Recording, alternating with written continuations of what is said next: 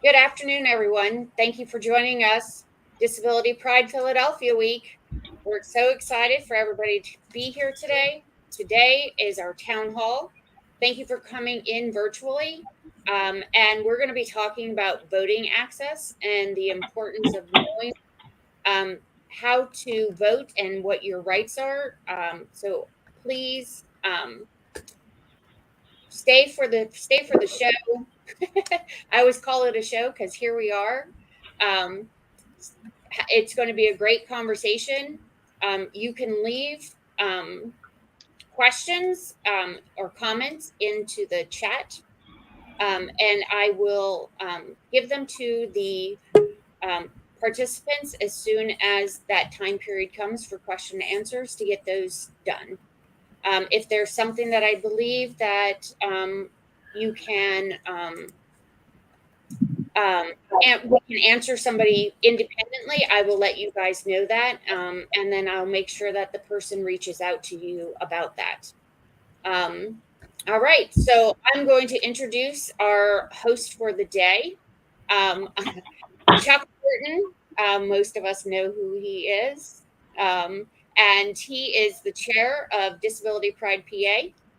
He is also the person that I turn to when we're talking about these type of questions and policies and all of this whole realm of things that we do. So, Chuck, thank you so much for being here. And I'm going to leave it to you and make sure that you introduce yourself and just have a great conversation. Okay, first, hello everyone. I want to say thank you for all of the members of our panel who gave us their time to come out and answer some questions for our community, to get educated about voting, and to just learn. Really, this is an opportunity, and I want to thank everyone who actually took the time out of their day to come and just support us and learn about voting and learn about what's going on in the world today. My name is Charles Horton, Chuck Horton. I am African American male. I have on I think it's a purple shirt. It's a Disability Pride shirt, and I have locks. A lot of people refer to them as dreadlocks. I have a salt and pepper beard. I'm an African American male, and I would like to pass it on to each one. And my pronouns is he and him. I would like to pass it on to each one and give a brief description of yourselves and who you are and what organizations you represent. So I want to start with Alexandria. Hi, everyone. I'm Alexandra Herman. I'm an attorney with Disability Rights Pennsylvania. My pronouns are she, her. I'm a white woman with short brown hair, and I'm wearing a teal shirt. Yes. And Ms. Madway. Good morning. I'm Bryn Madway. I'm also an attorney with Disability Rights Pennsylvania. I use she and her as my pronouns, and I'm a white woman with medium length brown hair, and I'm wearing a pastel colored shirt. Commissioner Sabir. Sabir. I'm sorry, I'm putting both your names together. I'm sorry, Commissioner. Good afternoon, Commissioner Omar Sabir. African American male, 42, born and raised in Philadelphia, 7 children, one daughter on the autism spectrum. My beard was brown when I first started, but now I got some gray in my beard. Yeah, that's pretty much it. Thank you. Commissioner Deeley. Good afternoon. Lisa Deeley, Chairwoman, Philadelphia County Board of Elections. I am a white female in my 50s with platinum hair. I have a yellow shirt on that is,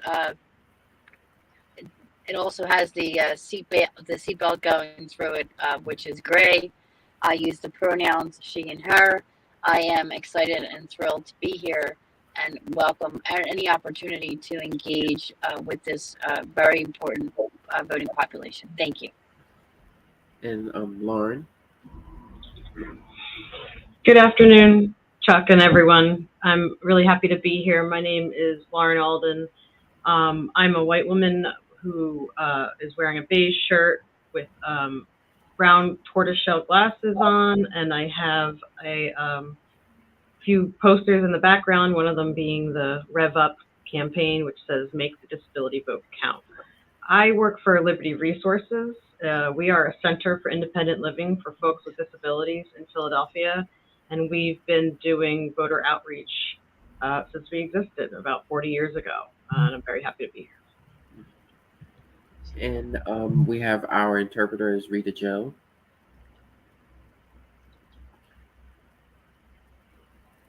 Thank you, Rita Joe.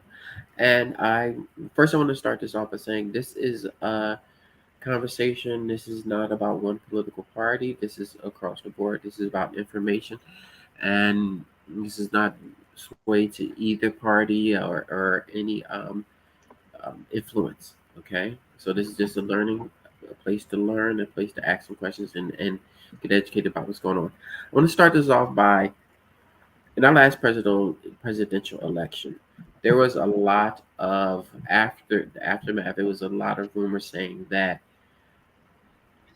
the vote was stolen. There were some discrepancies. There were some issues. I just want to open this up to the panel, especially with the commissioners, to address.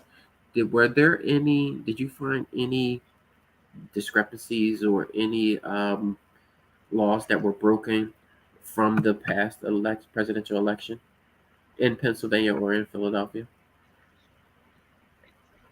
No.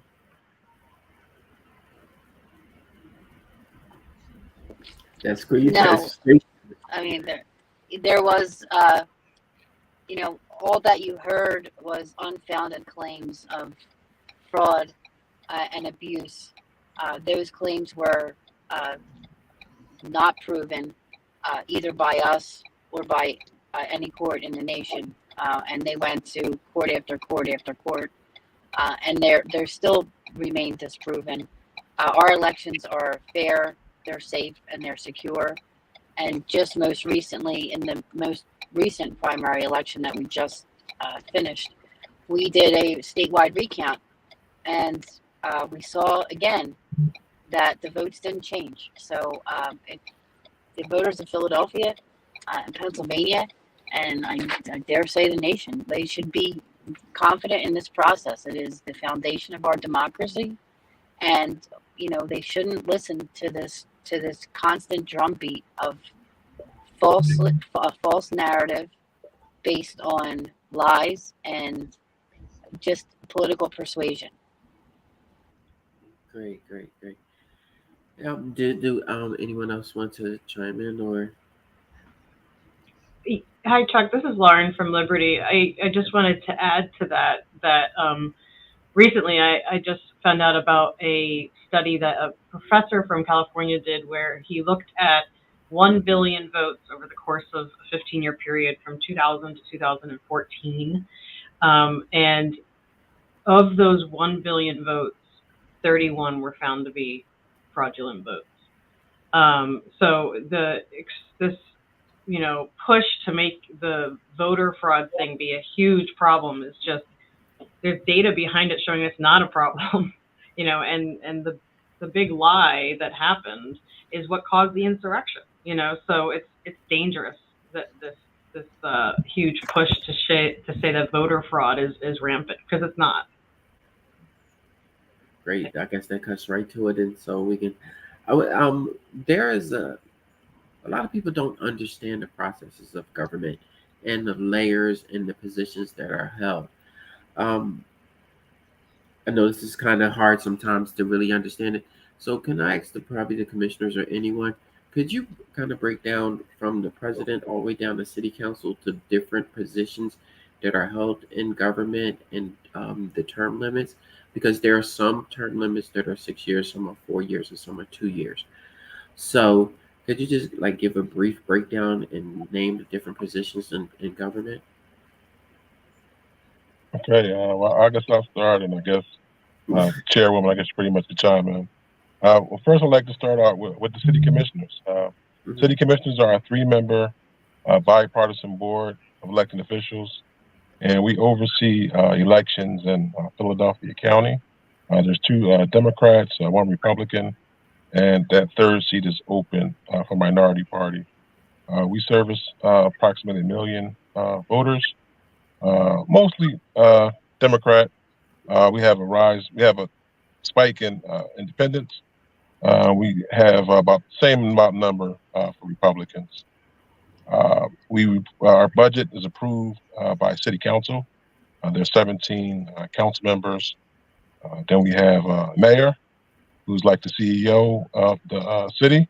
Philadelphia is a first-class city, so the mayor pretty much acts as our CEO. We have House of Representatives. We have state Senate. We have governors. We have attorney generals. We have president.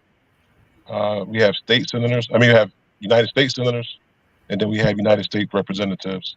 So it's basically sort of two chambers that goes from the state side, then it goes over to the federal side. Now, on the state side and the federal side, the House of Representatives are 2 years, and on the state Senate side, their terms are every 4 years, and in the United States Senate side, they're 6 years. And so we also have row offices as well on the county side and the state side. So we have the city controller, the district attorney, we have the controller, and register of wills. That's on the city side for the row offices, and the sheriff. And they coincide every 4 years. And then on the state side, we also have a treasurer, we have an attorney general as well for the state row offices as well. Madam Chair, am I missing anything? No, that was a great job. We also have the auditor general on the state side. Okay. So basically, in the counties, in the state, and the federal government, the positions basically mirror each other. They just, might be called something different. So the controller in Philadelphia, for example, deals with the auditing of the financials departments and the checking for fraud, waste, or abuse within the financial constraints of the city government. And when you go to the statewide, that would be the auditor general, and then at the federal level, it's the GAO. So there's redundancy in the positions, but they're at every level. So I want to ask, this question of everyone. In the process of doing your jobs, how have you seen some of the what have been some of the hardships in just the process of doing your job? Like, what are some of the things that occur that, like in laws that may have been broken, or things that like reoccurrences that you have to represent individuals? And that's pretty much for everyone, for the commissioners and for our representative at Liberty in the law. Well, I'm happy to answer. So, for those of you that don't know, I was elected in 2015 and sworn into office in 2016, and I've been fortunate to be elected again by the voters of Philadelphia. So I'm in my second term, and I can really tell you without the hint of hyperbole that the job has changed 150% from when I first started. Most of that change is the result of Act 77, which was a law that was passed by a bipartisan legislature at the end of 2019. And with largely a Republican legislature in both the House and Senate holding the majority, a Democratic governor. It really changed the way Pennsylvanians vote.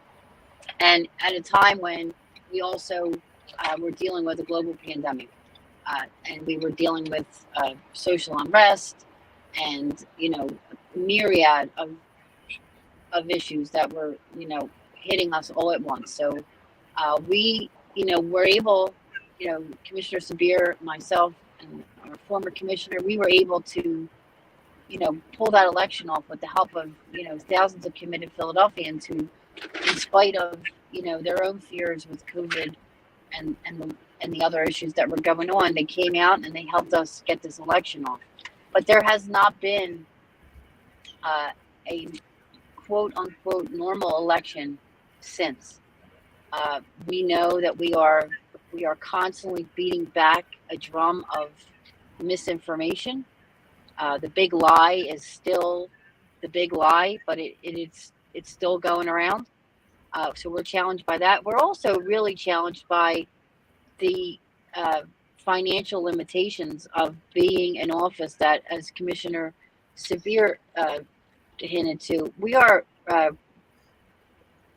get our budget from City Council. So even though we are governed and we get our laws and our requirements from the Department of State on what we're supposed to do and the changes that we're supposed to make and the opportunities that we're supposed to provide for voters, and we absolutely want to provide, we are not, we don't control our own purse strings. So even though we have to, we're expected and by law, we have to do all these things, we just are constantly in a constant battle to make sure that we have the financial resources that are necessary. And the job has also gotten much more complicated administratively, which really limits our ability, or my ability, certainly as chair, to be as active and as out in the public as I would, have liked to be, or as I was probably in my first term. But that's also, one of the results of the COVID. So there's a lot of change. But the one thing that hasn't changed is the resilience of Philadelphians. We know in June of 2020, people came out and they voted. They stood in long lines. They voted. They voted by mail. They voted in person. They voted. We did not see the problems in Philadelphia that we saw around the country with people waiting, 8-9 hours, no water, no food. Luckily, like I said, thanks to our neighbors and people that are committed, we had the help that we needed. And again, in 2020, in the general, we were able to stand up, our ballot counting process center at the convention center. We worked hand in hand with communities and with organizations like Liberty, with Charles, with people that were just trying to make sure in the height of a pandemic, during such a busy time, at the most important election of our lifetime, that everybody that could vote and wanted to vote was able to vote. The changes are unsurmountable, but they keep happening, and we just keep rolling with it. That's why we, and I know I speak for Commissioner Sabir, we really do appreciate these opportunities to come and talk to like small subsets of Philadelphia voters to just find out what their needs are, and if we're answering what their needs are, and if they're getting the services that they need in order to be able to vote freely and fairly in every election in Philadelphia. Sure. No, if I can add to that. I guess I pretty much echo what the chairwoman pretty said. All of those things, but just as far as elections and like just the effects of really, trying to balance out, your personal life, your family life, along with actually being an elected official. I mean, all of our lives were actually threatened. And it wasn't just like an email threat. I mean, there were people with automatic weapons that actually came up to the convention center to actually straighten things out, as it was said. And the FBI intercepted them, but there were still gentlemen that drove up from Virginia that actually had a car full of automatic weapons, place where he worked at. So it was a challenge on that side, and then it also was a challenge in me personally, because I have a daughter that has special needs, and so she goes to school in New Jersey, almost an hour away, every day. So when there's issues with transportation to come pick her up, I got to take her over there, and so in elections, it doesn't really care about that. You got deadlines, you got certifications, you got things you got to sign. And so we pretty much make it work. And every time I look at her, I always think about, through her lens, how can we make voting, more easier, more accessible for her. And one of the things I'm just looking at was just the term, real quick, just about disability. I think we should really consider the term disability, because when you look at that term, it sort of has a negative connotation. Like if you use this word, like dysfunction, disagreement, disinformation, dismember, I mean, it has kind of sort of a connotation to it. And I know we may have to use that word for legal. And I know people that came before us had actually fought and maybe used that term. But the term I like to use when I'm describing my daughter is different. I say she has a different ability. I don't say she has a different ability. And I think the Creator could have made us all the same, but He chose to make us different for a reason. And I think He made us different so that we can learn from one another. And I think policymakers really have sort of looked at it through that lens, that you're different, you can learn something. Because I learn things different from my daughter every day. She hasn't never spoken a word. She doesn't speak. But she does other things, right? Her hearing, she looks at things from a meticulous sort of standpoint. And as policymakers, that's, it's through those lenses that we learn. And I just wanted to make sure the door was always open to let us know, things that we're doing that we can do better in. Sometimes you may do things, just let us know, what we can do to make things better for people. That's for everyone, but, that's just really much how I just really sort of changed sort of my life, just the constant sort of things and adjustments that you have to make with your family life. And then it's not just necessarily me. I mean, it's all pretty much all elected officials. This pandemic was hard, but we definitely look forward to look at the things that we learn from and see how can we move better in the future. Is the Disability Rights Networks and Liberty would like to talk about some of the issues that they have recognized in their work, in difficulties or lawsuits or things that have come across your table that need to be handled and need to be addressed around voting? I'm happy to start. Sorry, Brent. Go ahead. Oh, no, feel free to join in. What I was going to say is we operate an intake line every weekday, and we actually run it on election day from when the polls open until they close. And any voter who's encountering problems on election day can give us a call at 1-800-692-7443. And we do get calls about a host of different issues, from poll places that may be inaccessible to folks who haven't been allowed inside with their service dog preceding the election. We got a lot of calls with questions about mail-in ballots. There were issues with whether ballots were accessible to people with visual disabilities. And Lex, I'll let you jump in. I know there's some specific things you wanted to talk about too. Yeah, so I would say with the passage of Act 77 in 2019, it really expanded mail-in voting to everyone, whereas before you had to have an excuse to vote through the mail via an absentee ballot. And I think there remains a lot of confusion about the mail-in process and accommodations around mail-in voting. As a person with a disability, you can use someone else to help you apply for and return your mail-in ballot.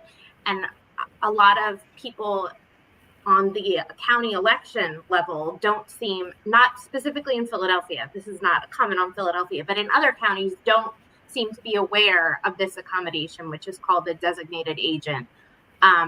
So it has made it more difficult for a lot of people who want to vote through the mail to do so. Because some people, by virtue of their disability, cannot go to the mailbox to return their ballot, or they cannot go to the county election office to apply for it or to pick it up. So I think we really are still struggling as a state with education around mail-in voting and making people aware of their rights and making election officials aware of people's rights so that there's less confusion and there's less accusations of fraud, because some of these voter fraud accusations are around the use of mail-in ballots and drop boxes, people claiming if someone's dropping off 2 ballots, it's fraud, whereas no, they could very well be serving as a designated agent and assisting someone with a disability with returning their ballot. And you touched on something that is very important, is accessibility and accommodations and support of individuals. Commissioner Obier, I don't know why I keep putting your first and last name together. Commissioner Sabir. As long as we've been friends, oh my God. So Commissioner I got Sabir, 2 first names, man. It's all right. That's one thing they always said in school. They said you got 2 first names, man. It's all good. All right. So Commissioner and everyone, can you just really, I know that a lot of people might not understand the accessibility that in the polling machines, what new things have been added, because we have some new polling machines in the last couple of years, and around like you touched on absentee ballots and mail-in ballots. But can you just really give us an overview of some of the new accessibility that is added to the machines, the new machines that we have now? Sure. I have a document, so I may have to cut my camera off. That's okay. I'm going to pull it up. I just want to know, can y'all still hear me out of the whole sort of like presentation? But let me see. Okay. Can I go there? Yeah, still hear me? Yeah, we can hear you. No, you still hear me? Okay, let me try to get to it. Give me 1 second.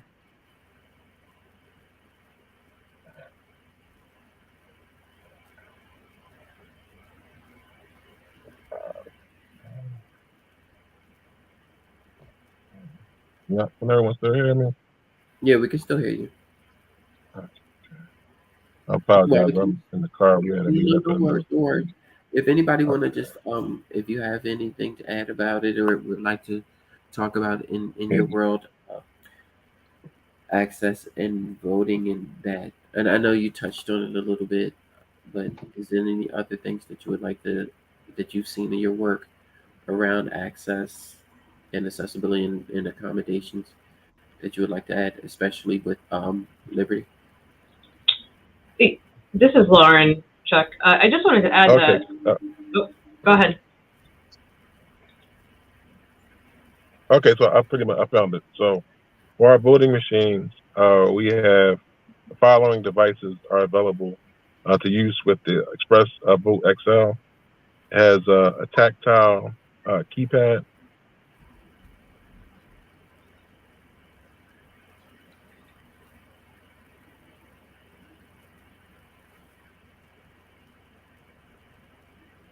Commissioner, I think you dropped off.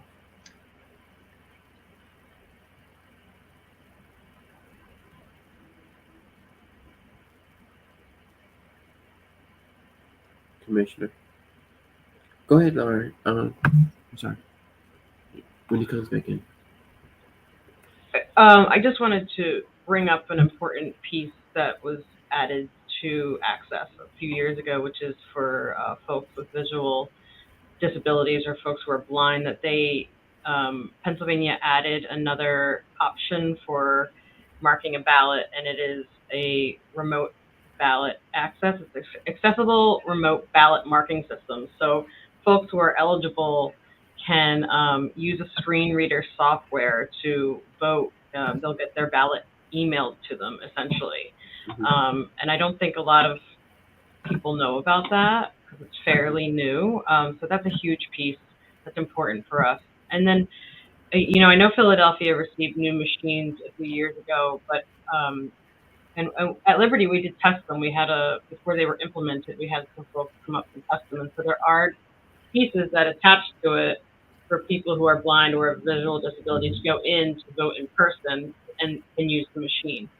And so one thing that we have found with that is that oftentimes we are hearing that poll workers aren't aware of how to assist folks to use the machine.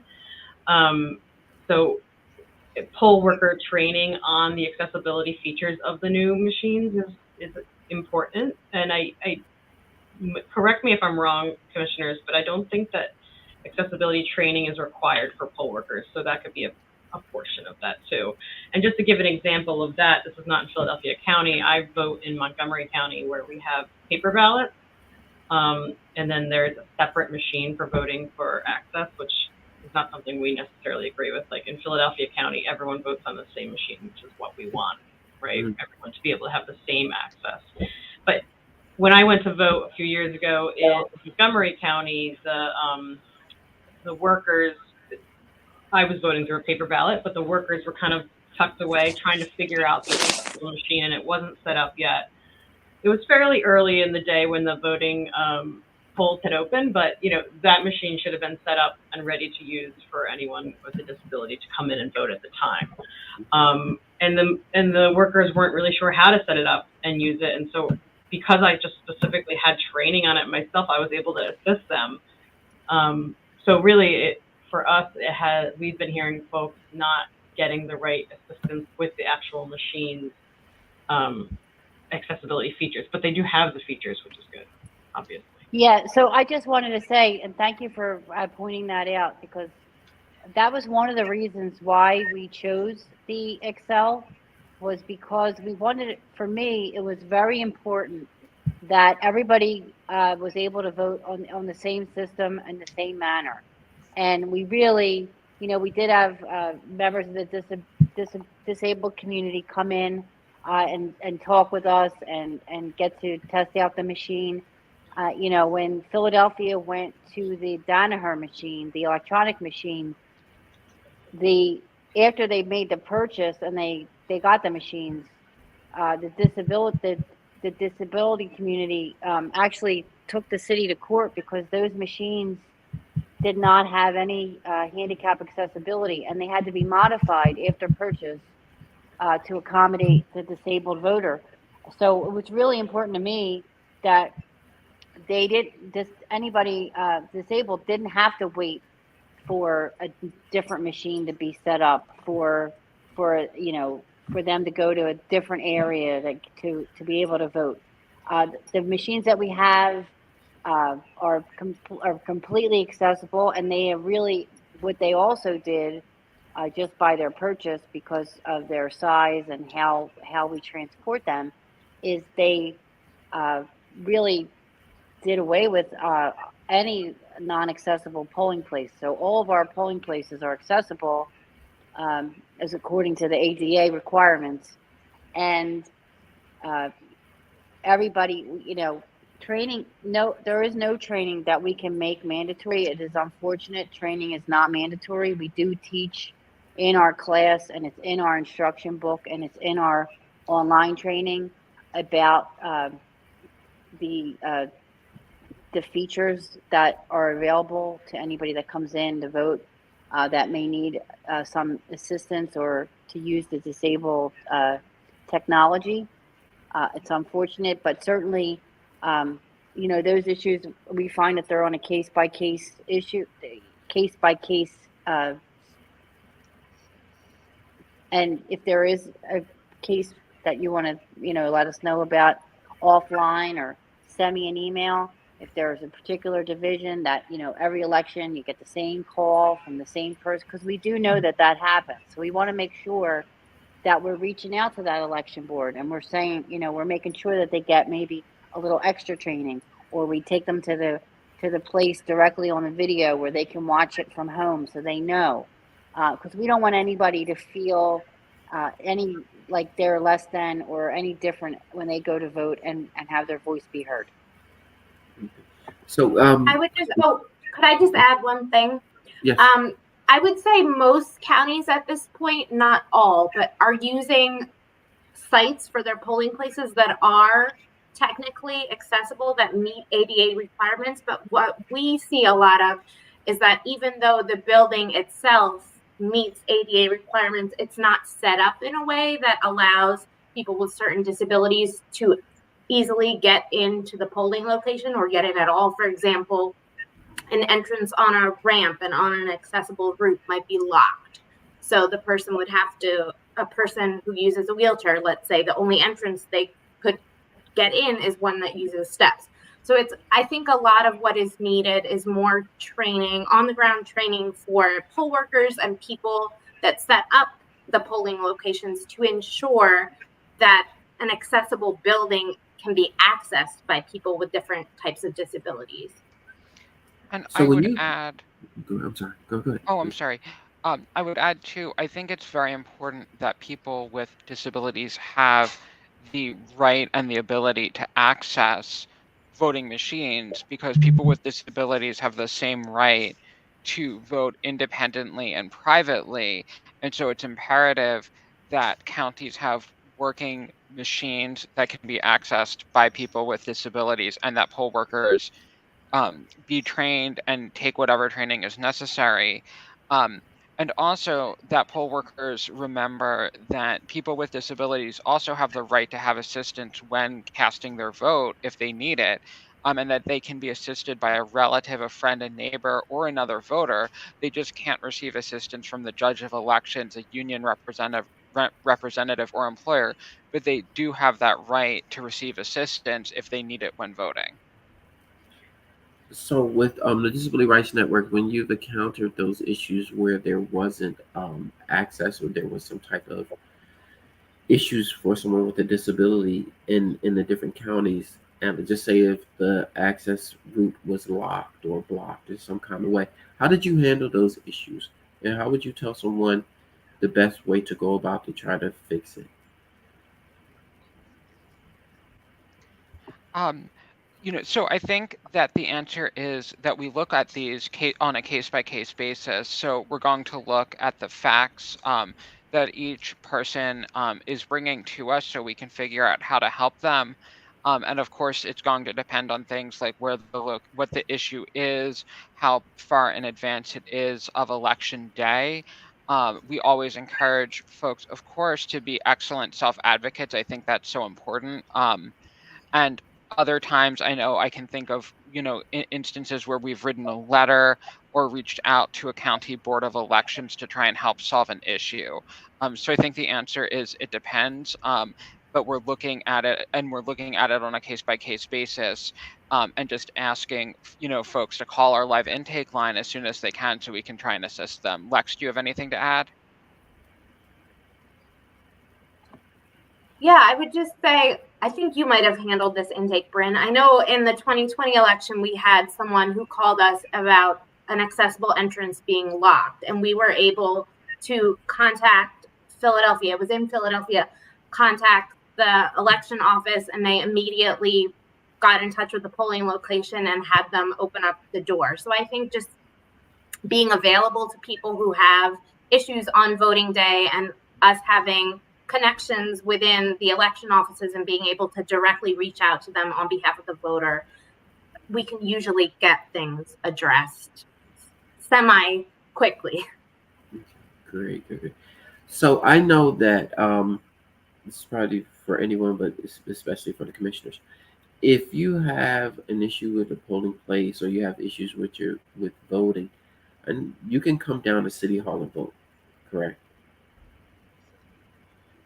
Sure. You But there's can, also yeah. other numbers too. Yeah. And Can I'll you? make sure that we have. You hear me? Yeah, we can hear you. Just go ahead. Yeah. So we got our basic troubleshoot sort of numbers. But also, each one of the commissioners, we all have our own sort of office numbers as well, and we enter those numbers on election day in case of our phone number, in case of our phones get busy, they get overwhelmed. At that time, you can call those numbers, and then also we also have deputies. You know, and a lot of times those deputies can get a lot of things done because there's a lot of moving parts with elections. So let's just say if a place is locked, there could be an issue with the school district. They have a lot of our phone locations. It might be the maintenance person. So we sort of get those calls, and we try our best to, pretty much, uh, assist everyone. But we definitely have a troubleshoot number. For some reason, when I'm on this link right here, I can't get back to like my emails and like the other screens.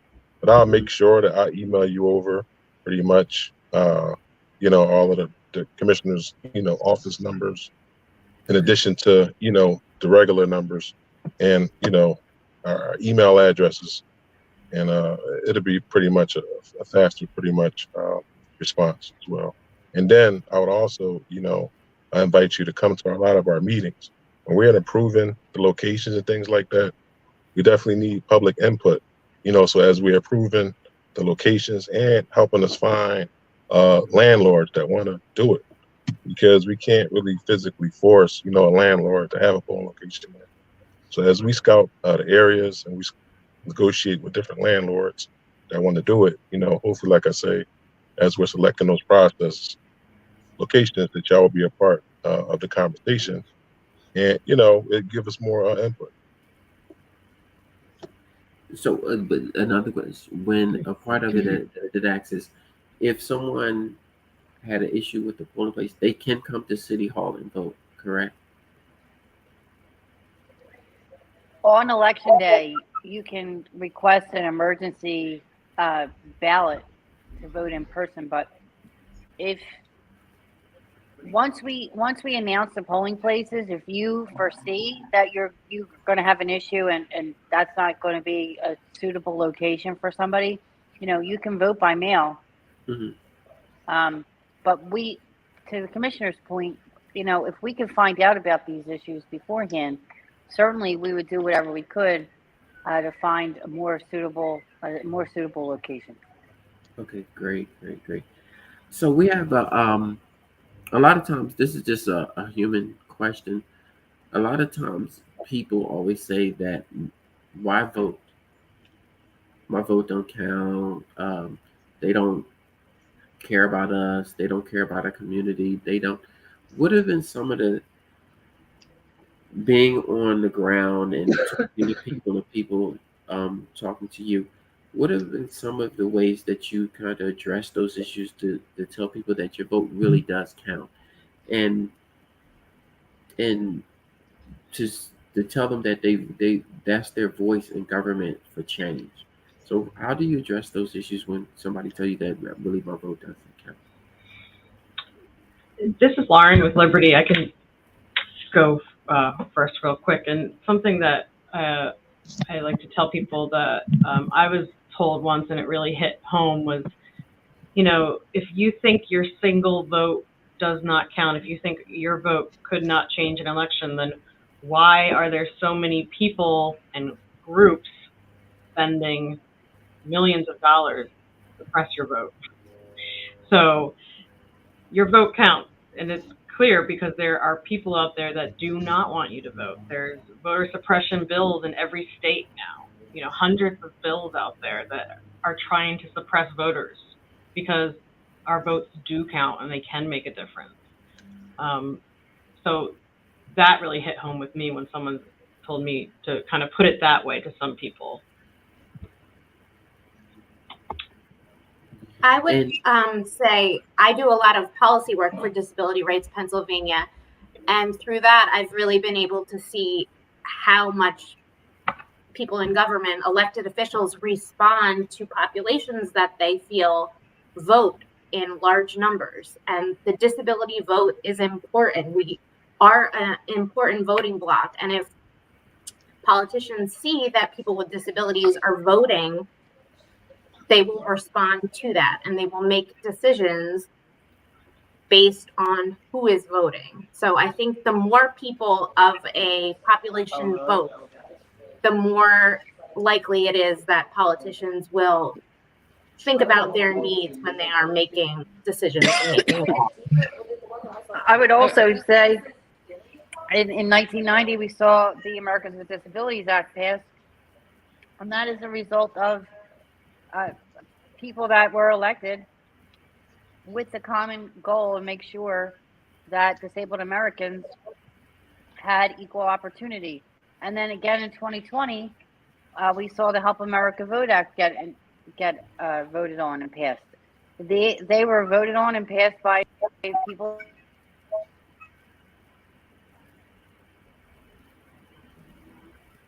I think we lost the commissioner. And what I will, and what I would add is Having the that you can't. 2000s, I meant to say, the Americans with Disabilities Act in the 90s and having 2000.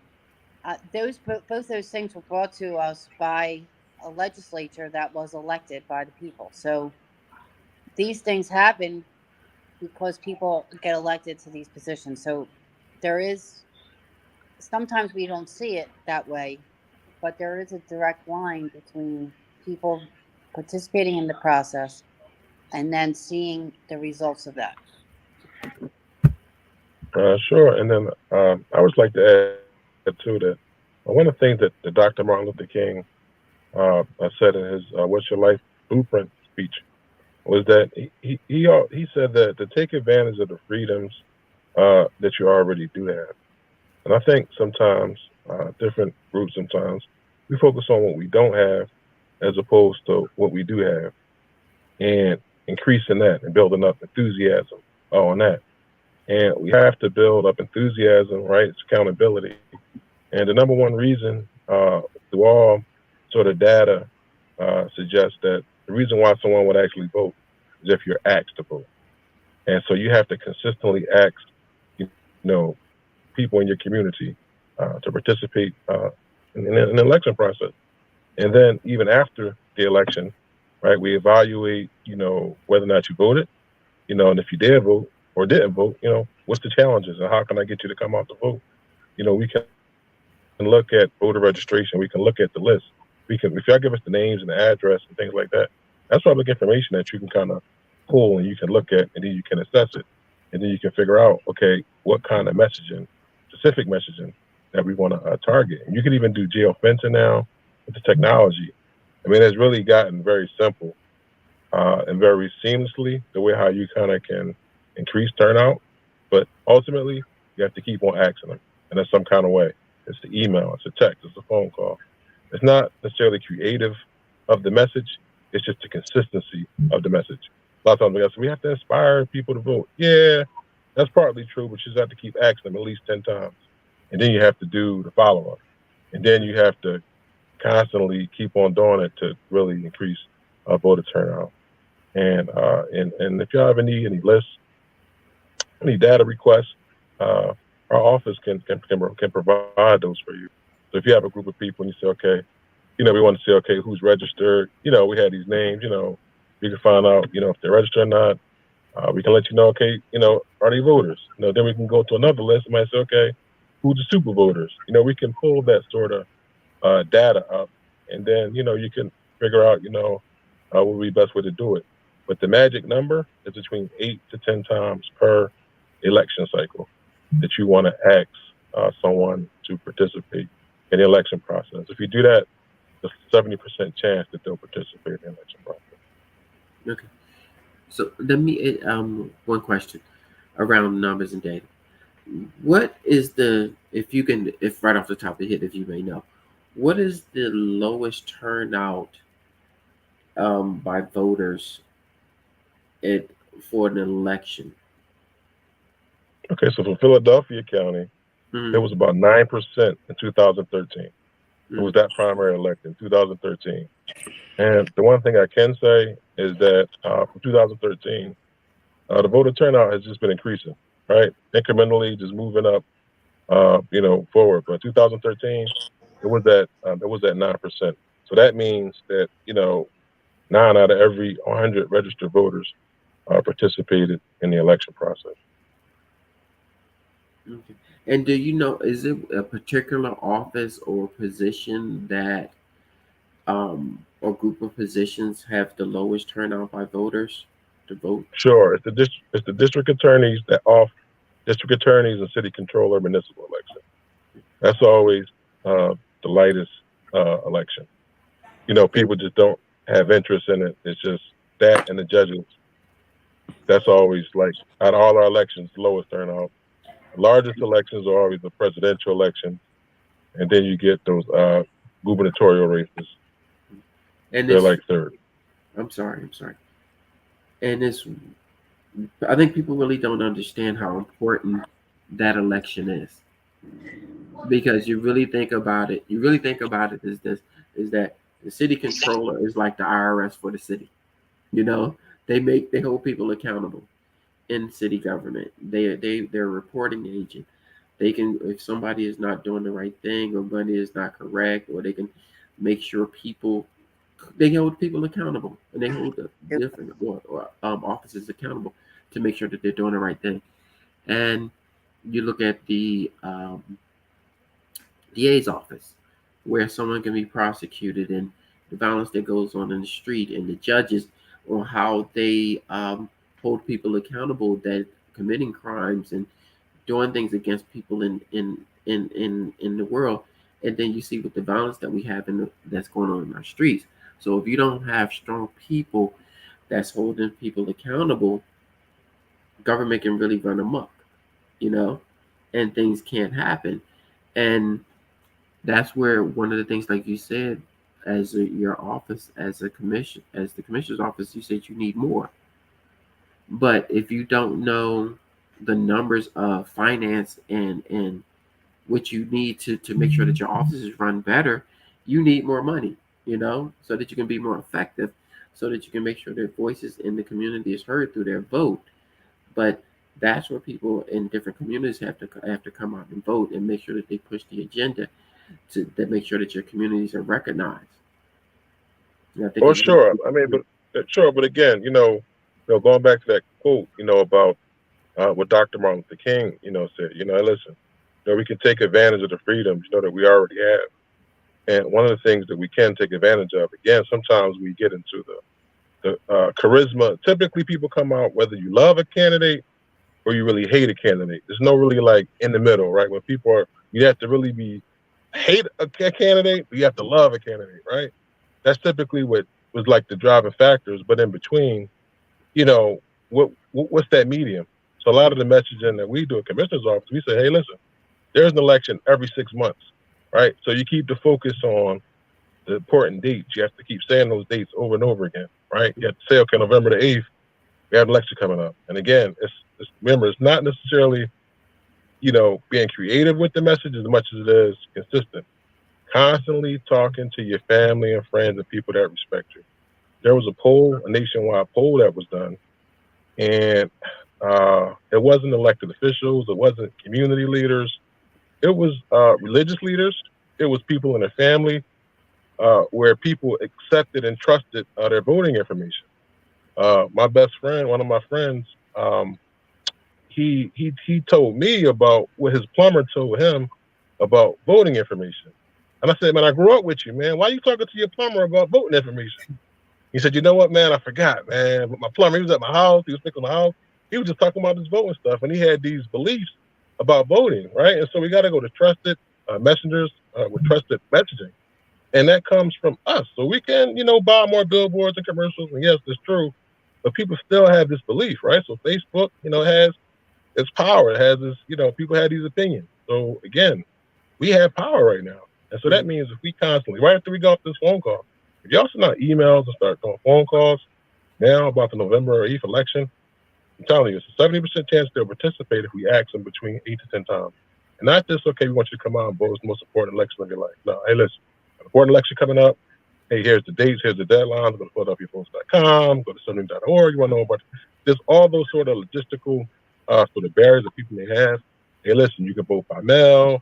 Hey, do you have any fears about voting by mail? Hey, guess what? Don't worry about it. You can do an emergency agent. All those different sort of technical things we could talk about them more and more consistent. People feel more comfortable, and then they'll go out and then they'll vote. Now, there's one other barrier.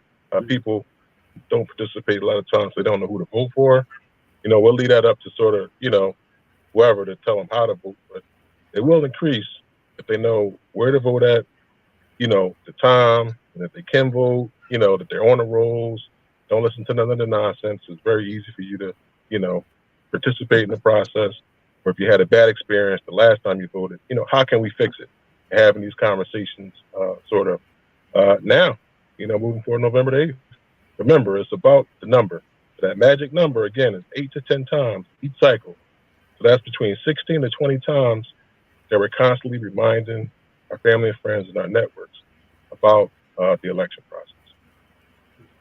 So, is there any dates that you would like to give, important dates for upcoming elections, or any the final dates to register to vote or get absentee ballots, or do you have any So, dates you can give right now? so election day is November the 8th. The last day to apply for a mail-in ballot is November the 1st. And the last day to register to vote is October the 24th. And that's a date that doesn't seem to get as much attention anymore because everybody is always talking about the mail-in ballot deadline. Mm-hmm.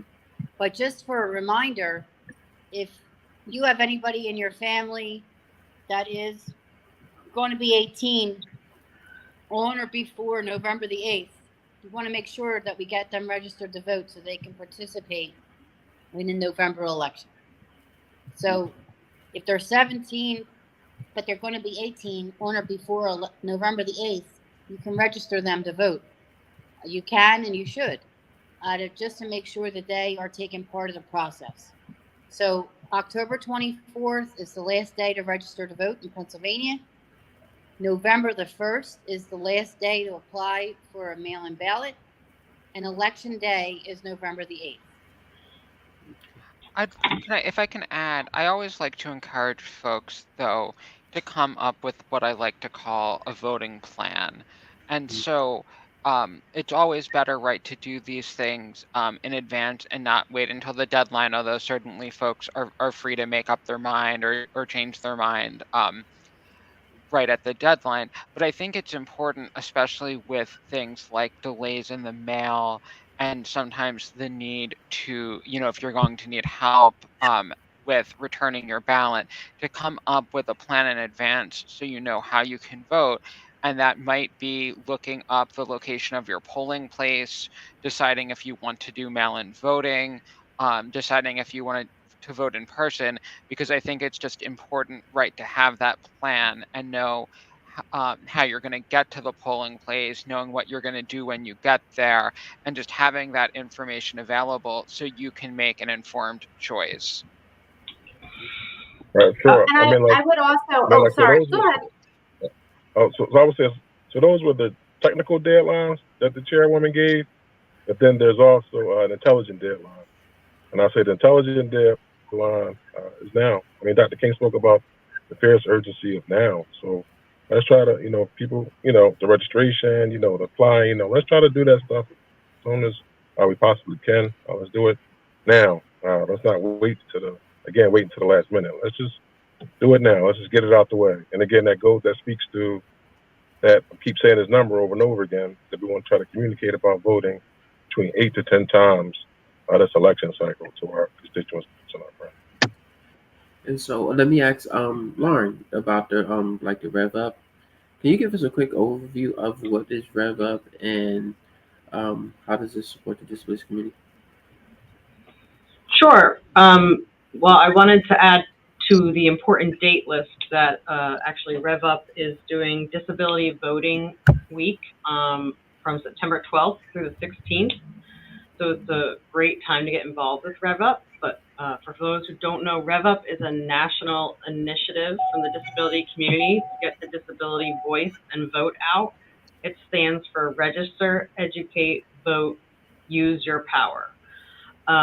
In every state has a Rev Up kind of subcommittee, and we have a more kind of pared down one in Philadelphia here. So if anyone listening wants to get involved in the Philadelphia disability voting community and getting the vote out there and outreach, please reach out to me and I'll make sure you get involved with us at Liberty and the rest of the Rev Up Philly group. We do a lot of registering to vote, looking up polling places.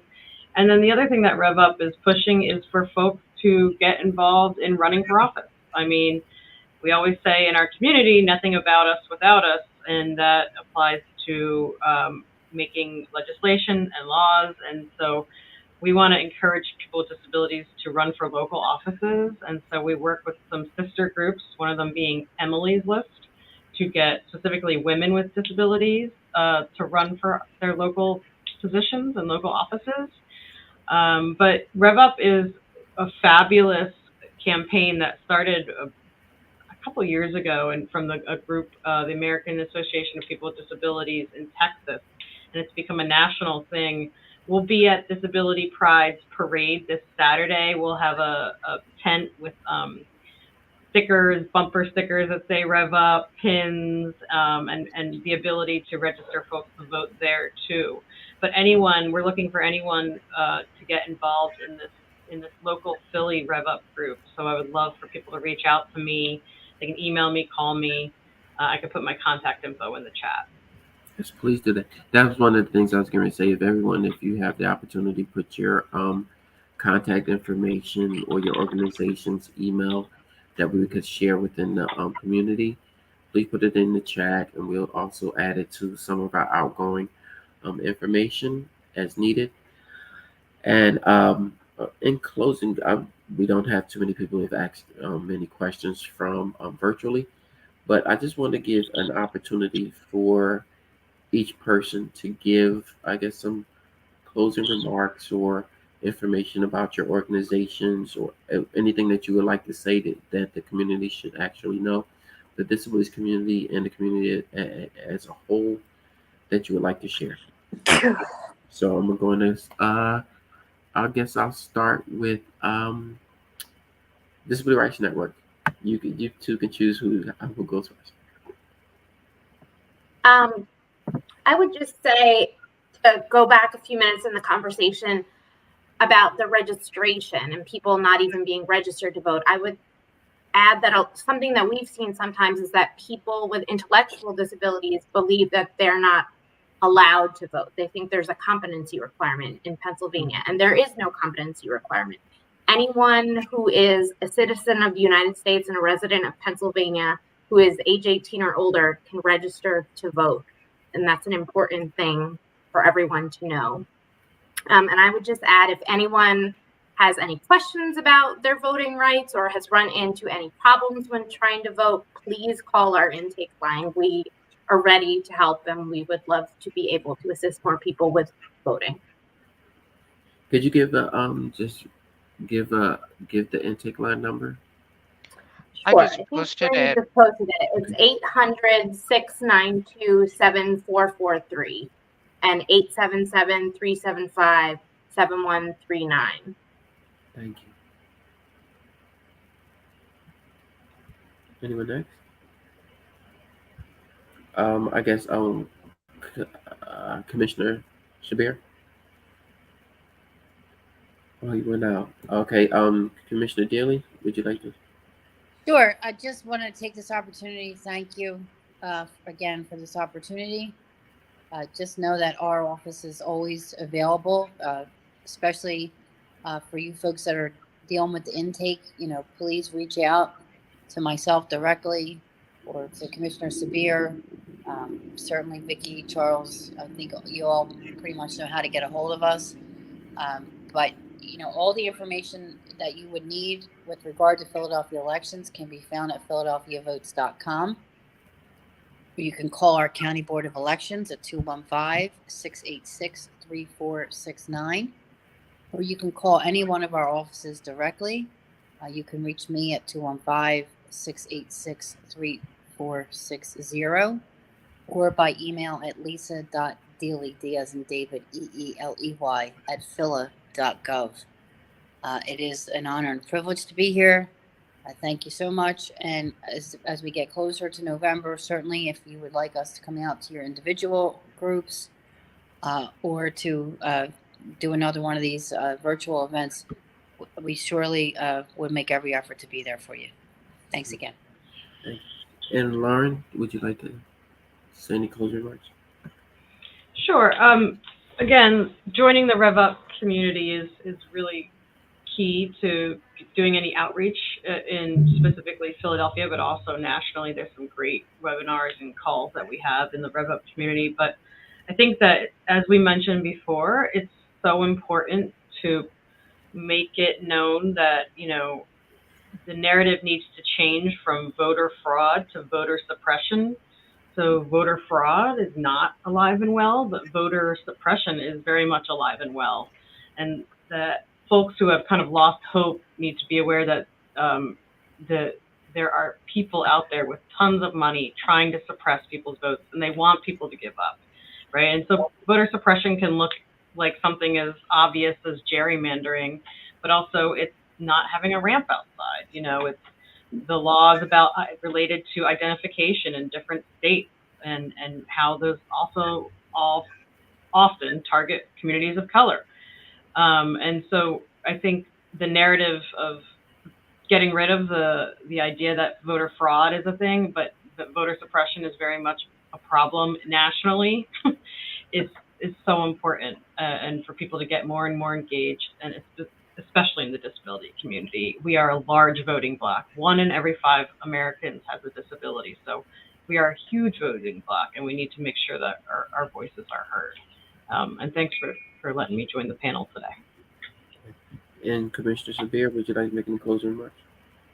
Sure. I'd first like to say again, thank you for having me.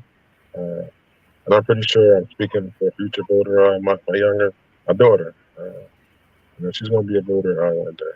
And when she turned 18, she's voting, right? So I'd like to thank you for all the work that you're doing. And we have work to get done, right? And again, to reiterate what Dr. King said, to speak, to take full advantage of the freedoms and the opportunities that you already have.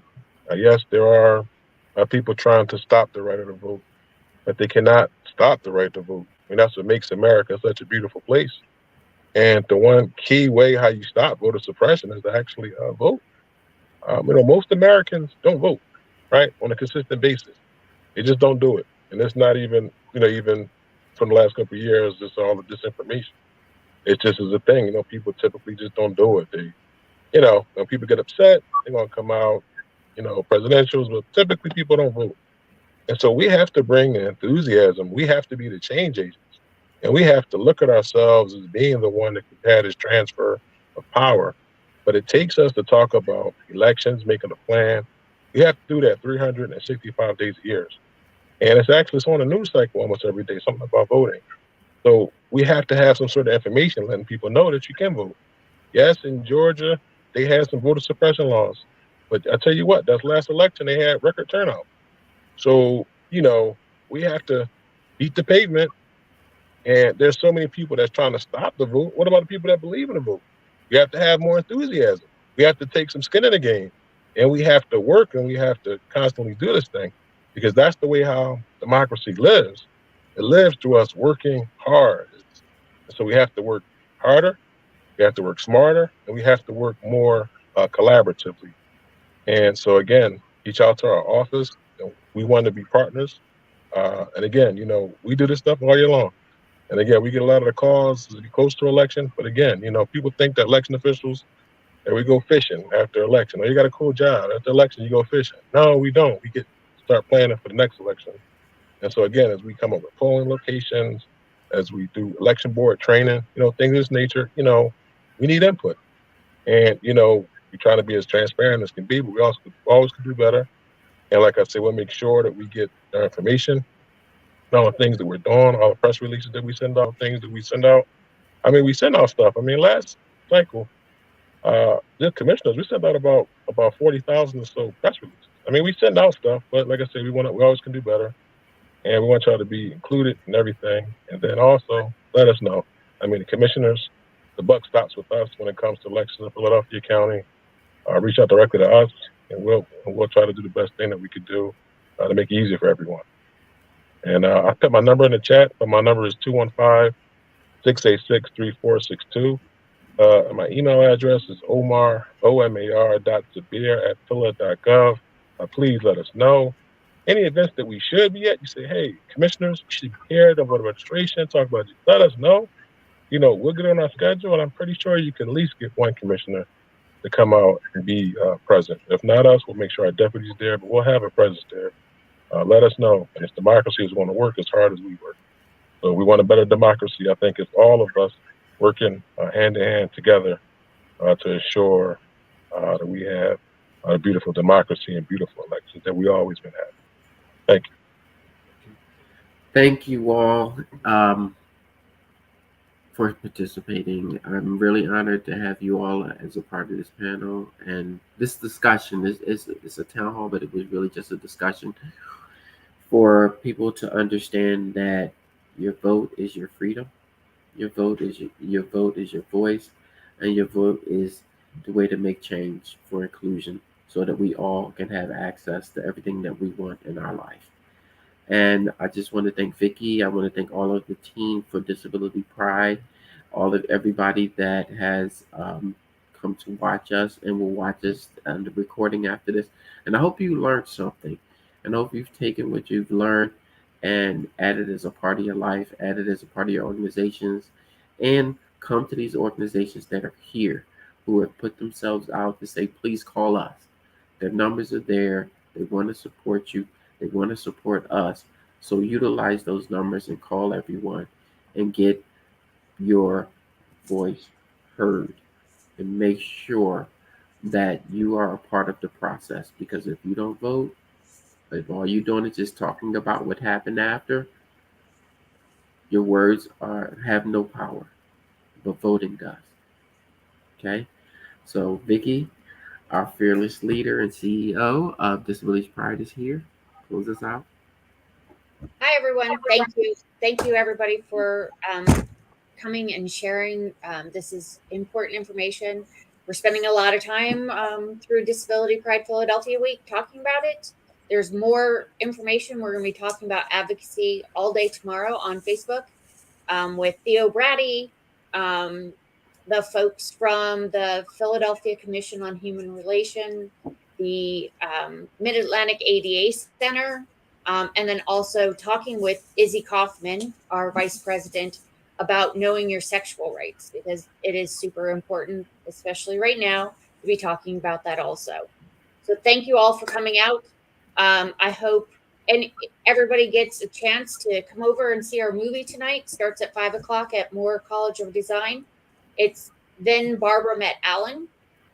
It's a movie about the actual person who started the Disability Pride Philadelphia Parade, and his beginnings in the early 1990s, and how he started the Disability Action Network in the UK.